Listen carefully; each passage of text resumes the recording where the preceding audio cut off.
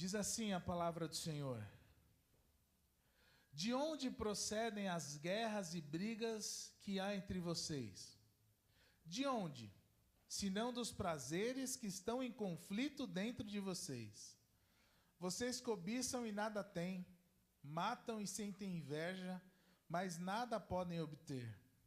Vivem a lutar e fazer guerras, nada têm porque não pedem, e pedem e não recebem porque pedem mal, para esbanjares em seus prazeres. Gente infiel, vocês não sabem que a amizade do mundo é inimizade contra Deus?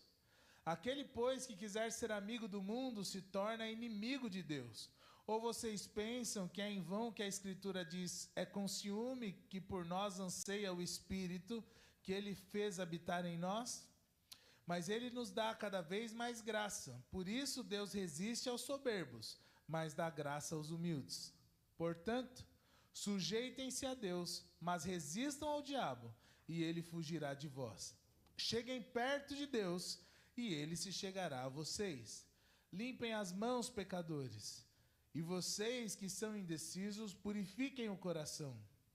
Reconheçam sua miséria, lamentem e chorem, que o riso de vocês se transforme em pranto, que a alegria de vocês se transforme em tristeza. Humilhem-se diante do Senhor, e Ele os exaltará. Oremos. Te louvamos, ó Deus, pela Tua palavra, Pai. Te agradecemos, porque pelos meios do Senhor ela chegou até nós. E agora pedimos, ó Deus, que a Tua palavra nos santifique. Pedimos, ó Deus, que a Tua palavra possa ser guardada no nosso coração, para que nós não pequemos contra o Senhor.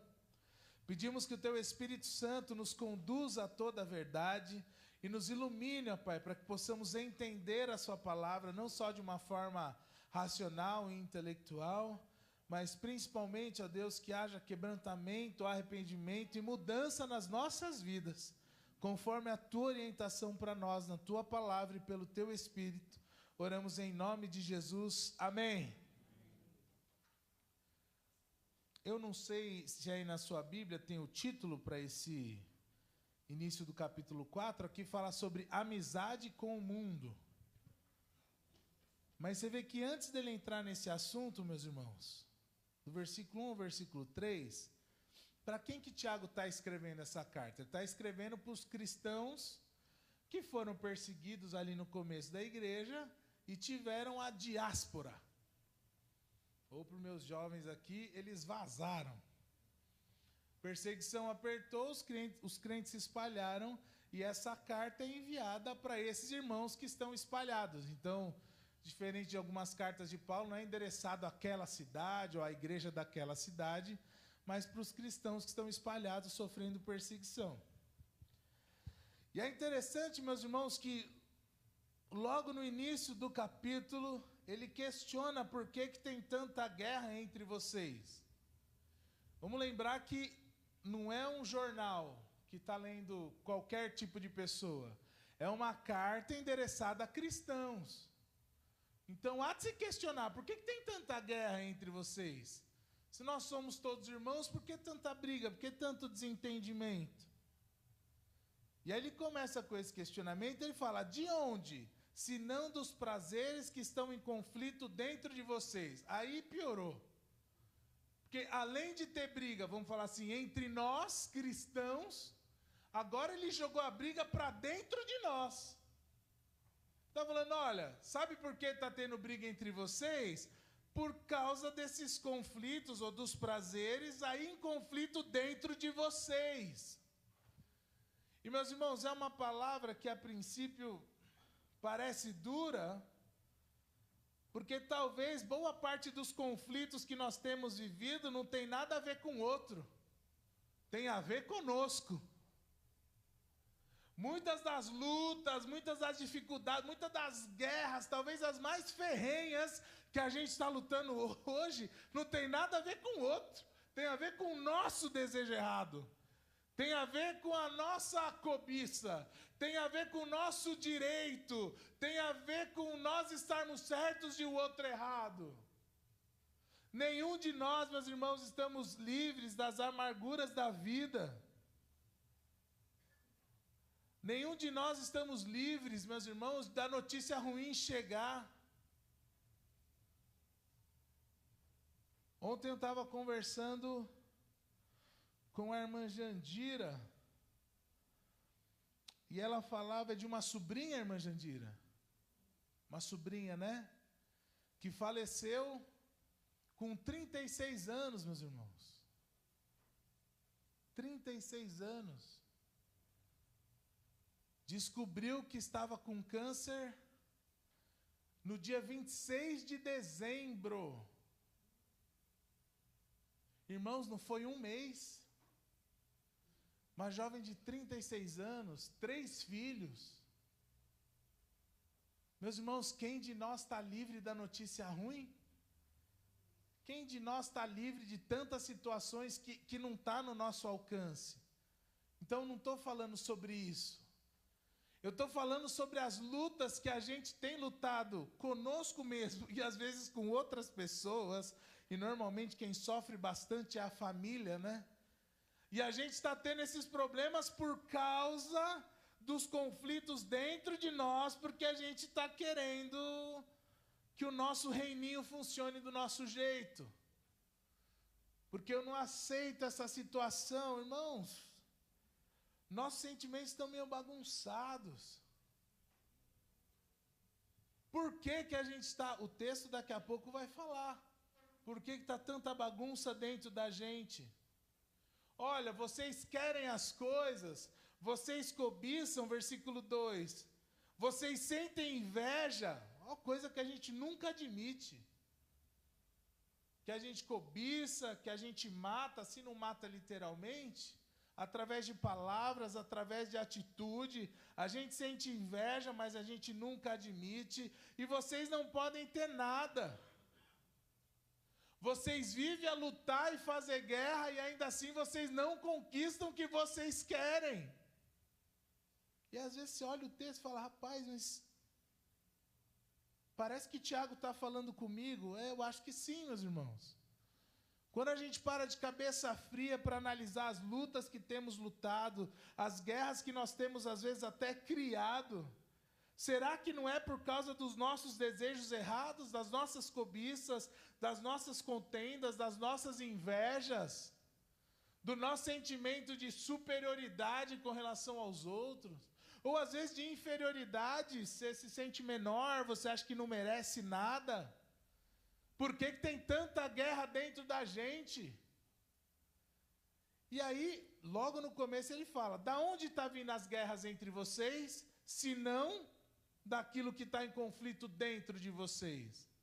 E a gente está cheio de conflito, meus irmãos, admitindo ou não. Às vezes a gente não gostaria que a nossa família estivesse na situação que está. Às vezes o nosso trabalho não está do jeito que a gente gostaria. Você queria uma promoção, você queria ganhar mais, ou você queria uma colocação melhor, ou você queria estar em outra empresa. E aí quando você aprofunda um pouco mais a análise, mas por que que você quer? Não, porque eu quero mais dinheiro. E por que que você quer mais dinheiro? Não, porque eu quero ostentar mais, eu quero viajar mais, eu quero que todo mundo veja que eu sou bem-sucedido. Tá vendo o desejo errado aí? E a gente fala, não, imagina, eu quero ganhar mais porque eu quero contribuir mais com missões. Será, irmão? Não, pastor, se eu ganhar na Mega Sena da virada, eu vou ofertar para missões. Misericórdia, irmão. Misericórdia. Olha como nosso coração é enganoso, ele pinta ali, né? Pinta de dourado a pílula, né? Fala, não, eu só quero isso para o bem-estar da minha família. Será? Não, pastor, eu só quero conquistar isso porque eu quero o bem de quem está à minha volta. Será? Será que tem algo que a gente está pensando além de nós mesmos? Segundo esse texto, essas brigas acontecem nas nossas vidas por causa daquilo que está dentro de nós. E como é que isso entra em nós? Por que que a gente está tão dividido? Aqui ele vai falar que ainda no versículo 2, vocês não têm nada porque não pedem. Claro que peço, pastor. Eu estou sempre colocando em oração isso que eu quero. Aí o versículo continua. Pedem e não recebem porque pedem mal. Pede mal por quê? Porque pede para esbanjar em seus prazeres. Meus irmãos, nós não podemos esquecer que nós somos filhos amados de Deus, estamos salvos, mas também nós estamos em guerra. Uma guerra espiritual e uma guerra constante.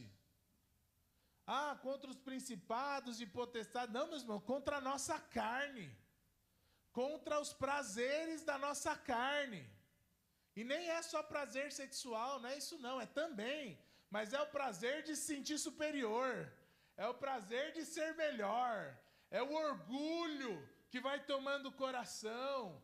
É uma amargura que fala, eu não vou liberar perdão até vir me pedir. E isso vai tomando nosso coração e vai ficando, e às vezes a gente lida disso como se fosse tudo bem, lida com isso como se estivesse tudo bem, como se a Bíblia não falasse, que as guerras que a gente tem externa ou interna é por causa desses desejos errados. Será que isso é grave, meus irmãos? Sim ou não? Olha para o versículo 4, que na minha versão, que é a Nova Almeida atualizada, chama de gente infiel. Mas dependendo da sua tradução, está falando adúltero. Quem aí está com essa versão? Alguém está, não? Aí, alguns irmãos. Chamando de adúltero. Gente infiel. Gente que não está sendo fiel à aliança, que não está sendo fiel ao Senhor. Você está vivendo para satisfazer a sua vontade, as suas vontades, os seus desejos. Isso está gerando guerra dentro de você. Isso está gerando guerra fora de você. Por isso que tem confusão entre vocês. Gente infiel. Por que tantas coisas que não tem nada a ver com Deus e com o reino de Deus têm ganhado o nosso coração? Por que será? Versículo 4. Vocês não sabem que a amizade do mundo é inimizade contra Deus? Aquele, pois, que quiser ser amigo do mundo, se torna inimigo de Deus. Meus irmãos, alguém em sã consciência entre nós quer se declarar inimigo de Deus? Naturalmente não. Ninguém quer se declarar inimigo de Deus. Então por que nós agimos com a amizade do mundo, gerando assim inimizade contra Deus? Porque o mundo, ele tem o seu conceito de espiritualidade. Espiritualidade é você crer em alguma coisa que te faça bem. Olha que maravilha. Você ter fé é você ser uma pessoa positiva, acreditar que tudo vai dar certo. Aí você fala, não, querido, tá meio esquisito aqui, porque de acordo com a minha fé, eu tenho que sacrificar o meu eu todo dia. Para o mundo isso não faz sentido. Agora, você quer ficar com a mensagem do mundo? Saiba que você está se colocando como inimigo de Deus. O que o mundo fala sobre família, meus irmãos? O que o mundo fala sobre casamento? O que o mundo fala sobre criação de filhos? E a gente está assimilando. Por quê? Porque muitas dessas ideias que o mundo traz já está de acordo com esses nossos desejos. Então o crente tem 3 inimigos, certo? A carne, o mundo e o diabo. Aí vem o mundo e oferece o mundo que jaz no maligno, que está no sistema lá no controle do inimigo, e te oferece aquilo que a sua carne quer. Para onde que você vai? É aí que os prazeres começam a dominar. É aí que os prazeres começam a trazer confusão interna e externa, porque a gente resolveu tomar posturas, posicionamentos e decisões baseados na sabedoria do mundo.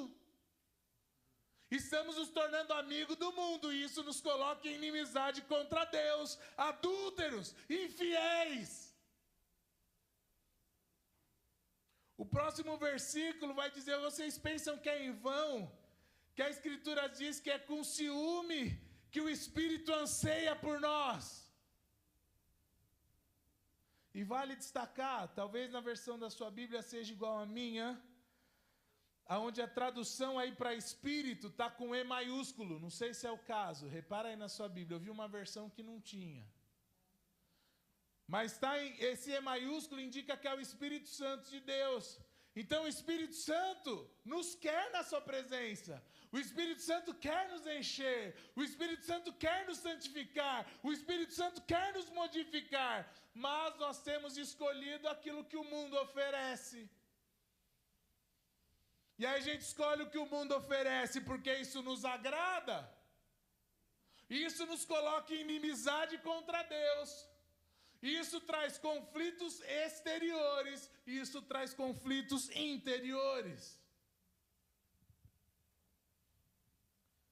E Tiago é bem duro. Gente infiel, adúltero. O Espírito Santo quer encher vocês. O Espírito Santo quer se relacionar com vocês.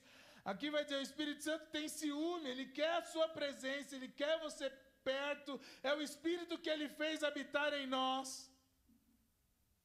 Irmãos, como que nós lidamos com isso? Não é fácil. Não é fácil. A todo dia o mundo está oferecendo aquilo que a nossa carne quer. E se a gente não usa as armas que o Senhor nos deu para fortalecer, buscar o Espírito Santo, para que Ele nos encha, uma vida de leitura da palavra de Deus, de oração, de comunhão na igreja, de serviço, se a gente não usa isso como armas que o Senhor mesmo deu ao nosso favor, a gente perde essa luta, meus irmãos. Às vezes eu vou conversar com as pessoas desesperadas, que procuram ajuda, auxílio, livros, internet, e aí é dito para elas o seguinte, olha, tudo que você precisa para resolver o seu problema é você mesmo. Você só precisa equalizar o seu eu na frequência certa. Você só precisa mudar o seu mindset. Você só precisa descobrir qual é o seu propósito. Como, meus irmãos, se nós pudéssemos achar isso de alguma forma ou em algum lugar que não seja o Senhor nosso Deus.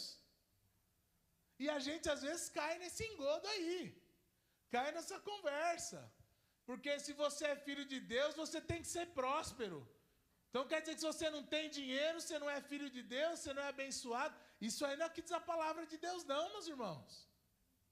Vamos ter luta, vamos ter dificuldade, às vezes passa a conta para outro mês, às vezes teve um imprevisto, não deu para guardar.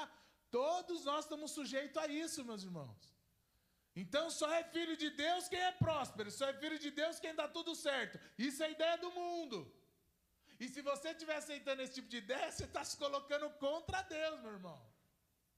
E aí o texto vem e fala para mim e para você, você é infiel, você é um adúltero, você está confiando no que é para você não confiar.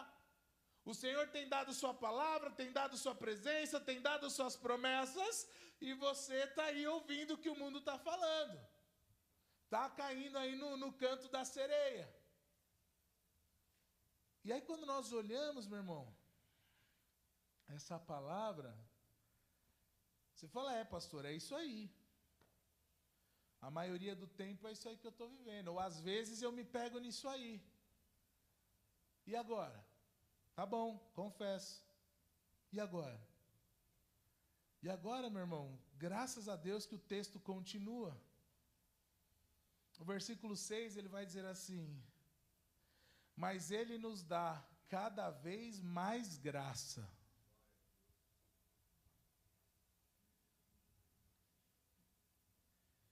Aonde que nós estaríamos, meus irmãos, se não fosse a graça de Deus?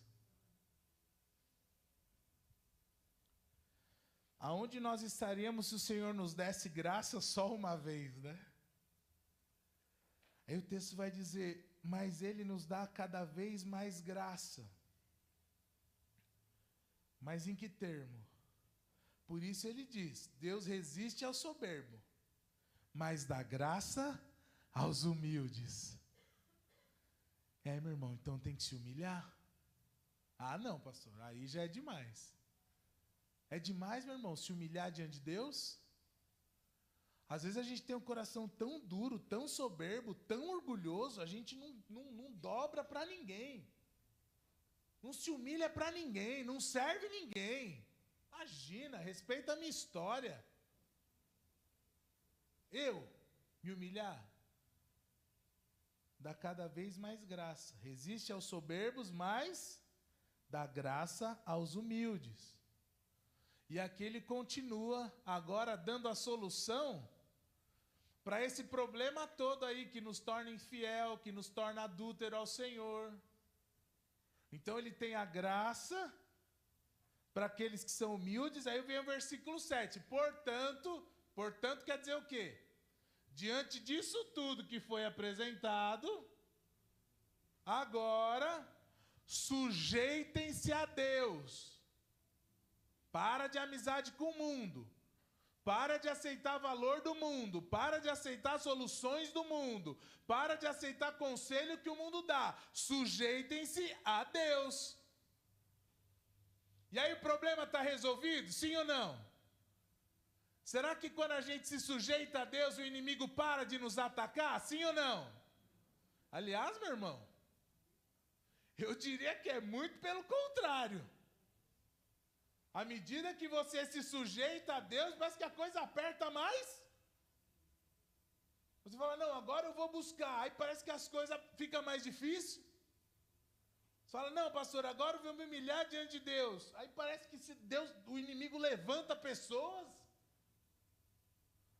Mas ele fala, portanto, sujeitem-se a Deus, mas resistam ao diabo. Resista às tentações. Resista a essas ideias do mundo. Resista ao caminho mais fácil. Resista ao conselho dos ímpios. Resista a tudo aquilo que vem do inimigo. Necessariamente nessa ordem, meu irmão. Porque se você inventar de resistir ao diabo sem se sujeitar a Deus, com perdão da expressão, vai dar ruim, meu irmão. Se você tentar enfrentar o diabo na sua força, no seu jeito, na sua estratégia, como você é espiritual, você é pastor, missionário, apóstolo, sei lá, vai cair, meus irmãos. Saiba que o inimigo já derrubou cristãos muito melhores que a gente. Ele já faz isso há muito tempo, meus irmãos. Ele é muito eficaz na missão dele de roubar, matar e destruir. A hora que você fala, não, pastor, pode deixar. Pode deixar que eu não quero estar na comunhão da igreja, não, mas deixa o diabo vir. Não, pastor, Deus me deu dom, me deu talento, eu já servi muito a Deus, agora eu não quero servir mais não, mas deixa o diabo vir. Não, pastor, eu não estou conseguindo orar, eu não leio a Bíblia, eu não busco a Deus, mas eu consigo resistir ao diabo. Não consegue, irmão. E para de se enganar, para de ser soberbo, para de ser orgulhoso, admite, se humilha diante de Deus, reconhece o erro, para que você possa receber graça. E aí, sujeitando-se a Deus, resista ao diabo e ele fugirá de vós. Amém, meus irmãos? Vai fugir por causa da nossa força? Vai fugir por causa da nossa esperteza? Vai fugir porque nós estamos sujeitos a Deus. É como se a luz de Deus em nós, aí sim o diabo foge. Aí sim o maligno não toca. Aí o maligno não vai mais tentar. Mentira, irmão, vai tentar sim. Porque a nossa carne está aqui, ó, querendo sair da casinha toda hora. Parece estar até só esperando uma oportunidade. Aí o inimigo vem e lança, o mundo vem e lança. Aí vem o amigo e chama para o lugar errado. Aí vem a amiga que dá o conselho errado. Aí vem o pastor da internet. Aí vem o coach. Aí você já procura o que você quer ouvir. Meu irmão, isso não é se sujeitar a Deus.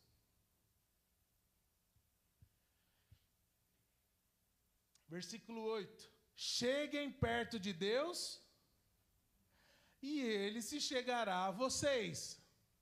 Irmãos, alguém não sabia disso? Esse é o segredo revelado. Se aproximem de Deus e Ele vai se aproximar de vocês. Todos nós sabemos disso. Se eu buscar a Deus, o que vai acontecer? Ele vai se aproximar de você. Você nem precisa buscar a Deus com outro interesse. Busque a Deus para estar na presença dEle. Busque a Deus para se sujeitar a Ele. Busque a Deus para se humilhar diante dEle. Ah, pastor, então é isso. Então, se eu humilhar diante de Deus, Ele vai dar o que eu quero? Irmão, esse pensamento é do mundo. Você tem que se humilhar diante de Deus por causa de quem Ele é e por causa de quem você é. Não se humilhar para poder ganhar alguma coisa de Deus. Não tenha dúvida, meu irmão, que Deus não deve nada para ninguém. Ele abençoa, Ele nos abençoa demais. Ele nos abençoa com toda a sorte de bênçãos espirituais que Jesus conquistou na cruz. Ele nos abençoa com aquilo que a gente precisa. Vocês sempre vão me ver falar isso. Se nós estamos aqui hoje, é porque o Senhor tem nos guardado. E aí certamente tem propósito. A pior luta que nós passamos, que nós achamos que iria nos matar, não nos matou, meus irmãos, nós estamos aqui. Então, o Senhor nos abençoa, o Senhor é galardoador daqueles que o buscam. Não se preocupa com isso. Se preocupa em humilhar a sua carne diante do Senhor. Essa é a nossa luta. Se preocupa em estar submisso ao Senhor, sujeito a Ele, se aproximando dEle para que Ele se aproxime de vós. E aí o que vai acontecer depois? Pode confiar, meus irmãos. O Senhor vai cuidar, Ele é fiel. E o texto aqui, que agora estava começando a nos dar a direção da saída, ele volta para falar de arrependimento e quebrantamento. Porque soberbo, orgulhoso, não vai querer se humilhar diante de Deus. Então ele vem no versículo 9. Limpem as mãos, pecadores. Limpem as mãos. Confessem seus pecados. Porque se confessar, Ele é fiel e justo para perdoar e purificar. Ai, pastor, mas eu não mereço. É claro que não merece. Nenhum de nós merecemos. A garantia do nosso perdão é a justiça e a fidelidade dEle, não a nossa. Então, limpem as mãos, pecadores. Vocês que são indecisos, purifiquem o coração. E olha que interessante, meus irmãos, porque esse versículo poderia ser assim: você que é indeciso, tome uma decisão. Você que é indeciso, faça a melhor escolha. Você que é indeciso, peça conselho a alguém. Olha que interessante. Você que é indeciso, purifique o coração. Muitas das nossas indecisões, meus irmãos, têm como fonte um coração não purificado. E não só várias opções que a gente tem. Ai, não sei o que decidir. Assim como muitos dos nossos pecados, quando a gente aprofunda um pouco mais, ele está baseado numa incredulidade do nosso coração que a gente não quer admitir. O Senhor promete que vai cuidar de você todos os dias, vai estar com você todos os dias. Aí você fala, está comigo todo dia, mas se eu não me garantir aqui com o meu trabalho, que trabalho, irmão? Você garante o quê com o seu trabalho? Se não for o Senhor para te dar saúde, para te dar um emprego, para te dar cliente, você garante o quê? Não garante nada. Então, é por causa da incredulidade que às vezes a gente trabalha mais. Não é para melhorar para a família, não é para nada de bom. É porque o nosso coração está incrédulo. Ou como diz aqui, o nosso coração está impuro, precisa ser purificado. Por isso que você fala, poxa, como eu faço para resolver os problemas do meu casamento? A Bíblia diz, mas você está aqui considerando outras opções. Aqui, ó, se arrepende, para de ser orgulhoso, para desse coração duro. Não, peraí. Deixa eu ver aqui. Achei aqui, ó, achei um coach que fala exatamente o que eu penso, é isso. Agora, a partir de hoje, essa é a minha defesa para isso. Limpem as mãos, pecadores. Vocês que estão indecisos, purifiquem o coração. Reconheçam a sua miséria, lamentem e chorem.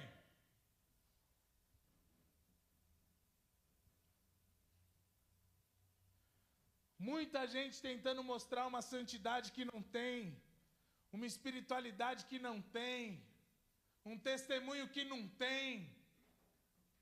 Um relacionamento com Deus que não tem. Mas aqui, ó, orgulhoso, espiritual, por cima, olhando por cima para as... você chegou no Evangelho agora. Quando você tiver 40 anos que nem eu, crescido na igreja, pastor, aí você me fala alguma coisa. Reconheçam sua miséria, lamentem e chorem. E aí, meus irmãos, será que o Senhor não quer? Acabou de falar que o Espírito quer a nossa presença, anseia por isso. Será que Ele não quer o nosso riso? Será que Ele não quer a nossa alegria? Eu realmente creio que sim. Não quer dizer que não passaremos por sofrimento. Mas eu creio que o Senhor quer sim. Ele é o motivo da nossa alegria. Mas aí o texto começa a inverter. Fala, ó, que o seu riso se transforma em pranto. Por quê?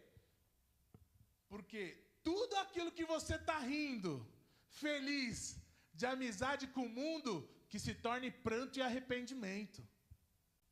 Que toda alegria que aquilo do mundo está te dando, se transforme em tristeza. Para que você reconheça quem é o Senhor da sua vida. E deixe de ser infiel, e deixe de ser adúltero, e deixe de confiar nas coisas do mundo. Se algo do mundo tem te dado alegria, que vire tristeza. Que tem te trazido riso, que vire pranto, para que haja arrependimento, para que haja humilhação nossa diante do Senhor. Aí você fala, pastor, não sei se é bem isso não, acho que o senhor está pegando pesado. Então olha como termina o versículo 10.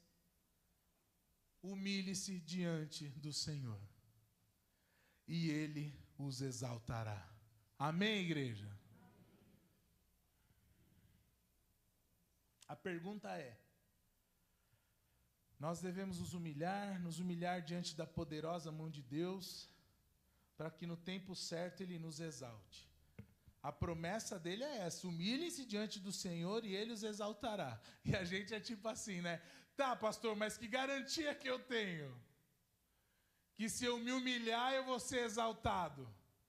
Que garantia o senhor pode me dar? Irmão, se a palavra do Senhor não for garantia, não vai ser nenhuma palavra minha que vai te convencer. A questão é, humilhe-se diante do Senhor e Ele os exaltará. Aí isso talvez possa levar a pergunta. Tá, pastor, mas vai exaltar quando? Porque já faz um tempo que eu estou nessa luta aí, nessa peleja e estou esperando o dia de exaltar e parece que não chega. E aí eu te pergunto, meu irmão. E se o tempo de ser exaltado for só quando a gente chegar do lado de lá? Você vai continuar fiel ao Senhor? E se você se humilhar agora, mas o tempo de ser exaltado for aquilo que você vai receber do lado de lá? Você vai manter a sua amizade com Deus ou vai preferir a amizade do mundo? Porque o resultado é mais garantido, é mais rápido, é mais palpável. Eu me alegro agora, eu me resolvo agora, meu prazer é saciado agora, o que eu quero acontece no meu tempo, quem manda na minha vida sou eu. A promessa do Senhor é de exaltar, mas quando?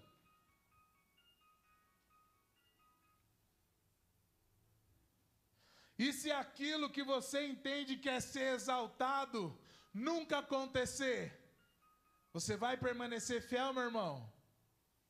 Você vai permanecer fiel, minha irmã? Ou será que os nossos desejos vão continuar fazendo guerra dentro de nós e fora de nós? Ou será que nós vamos continuar escolhendo ser amigo do mundo e nos colocando como inimigos de Deus? Ou será que o Espírito vai precisar nos lembrar outras vezes que nós estamos sendo infiéis, adúlteros, porque não queremos nos sujeitar a Deus, porque não queremos nos humilhar diante de Deus, porque cada vez que a palavra de Deus ou o Espírito Santo vem e fala sobre purificar o coração, reconhecer miséria, lamentar e chorar, você fala, poxa, que pena que o irmão fulano não veio, essa palavra era para ele. Vou até mandar o link do culto. Será que vai ser esse o nosso comportamento, meus irmãos? Ou será, como eu já disse aqui outras vezes, e vou dizer novamente, talvez a gente vá passar por lutas, por sofrimentos e vamos permanecer fiel até a morte para receber a coroa da vida. E aí quando chega lá, o Senhor fala: ô meu filho, seja bem-vindo. Entra aqui, ó, no que está preparado para você desde a eternidade, porque você foi fiel no pouco. Agora eu vou te colocar sobre o muito. E tem gente querendo que seja agora, né? Ô Senhor, estou sendo fiel no pouco, quando é que vem o muito? E se for só do lado de lá, meu irmão, você vai ser fiel? Você vai permanecer fiel? E eu fico imaginando a gente falar: Senhor, mas foi tão pouco. Não, filho, mas era pouco mesmo. A questão não era a quantidade do que você tinha, de dinheiro, de amor, de afeto. Não é, a questão não é o que você tinha. A questão é o quanto você foi fiel com aquilo que você tinha. Foi o quanto você não deixou as ideias do mundo te dominar e você ficou meu inimigo lá porque estava longe da minha vontade. Eu estou falando sobre as vezes que eu falei sobre o seu pecado e houve quebrantamento, arrependimento, lamento, choro, transformação. Eu estou falando de quando você se humilhou. E agora chegou o tempo de você ser exaltado. E eu nem estou dizendo, meu irmão, que não vai acontecer nada nessa vida, que o Senhor não vai nos abençoar. Eu só estou colocando em perspectiva. Porque uma coisa eu sei: Deus é fiel. Deus não mente. Então, se Ele prometeu, Ele vai cumprir na minha e na sua vida. Essa semana, esse ano, daqui a alguns anos, ou só quando a gente estiver lá diante dEle. Mas Ele vai cumprir porque Ele é fiel. Amém, igreja?